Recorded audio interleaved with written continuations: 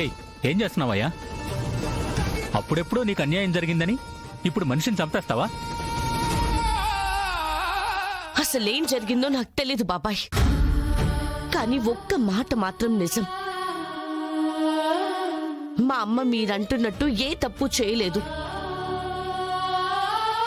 తప్పైతే జరుగుంటుందేమో కానీ అది మా అమ్మ దగ్గర మాత్రం జరుగుండదు. మా అమ్మ చేసుండదు.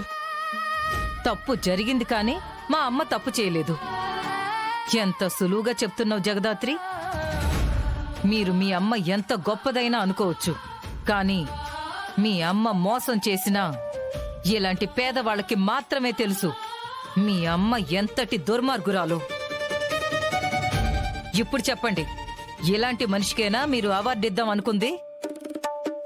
ఇలాంటి మనిషికేనా మీరు సన్మానం చేయాలనుకుంది?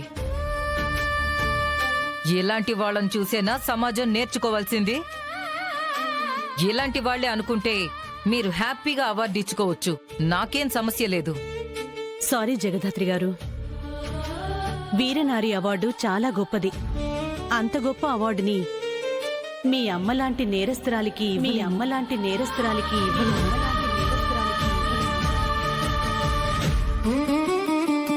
మీ అమ్మ మార్గంలో కాకుండా మీరైనా నీతిగా నిజాయితీగా పక్కవాళ్లకి సాయం చేస్తూ బ్రతుకుతారని కోరుకోవడం తప్ప నేనేం చేయలేకపోతున్నాను.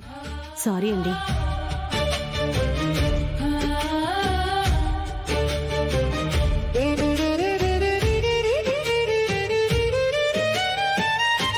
మినిస్టర్ గారు లాంటి వాళ్ళ పేరే బోర్డు మీద ఉండకూడదు అనుకున్నారు. మరి జగదాత్రి వాళ్ళ అమ్మ చేసిన నేరాల గురించి తెలిసింది కదా, మరి అలాంటి మనిషి పేరుండటం మీకోకేనా? లేదు మేడం. అమ్మా జగదాత్రి, తప్పుగా అనుకోవద్దు. ఆవిడ నీకు కన్న తల్లి కాబట్టి ఎన్ని పాపాలు చేసినా గొప్ప మనిషిలాగే అనిపించొచ్చు. కానీ మేము అలాంటి వాళ్ల పేరు ఆశ్రమానికి పెట్టలేము.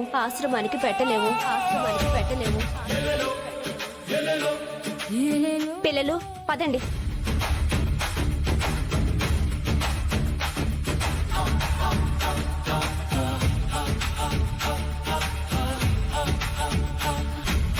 పిల్లలు పదండి.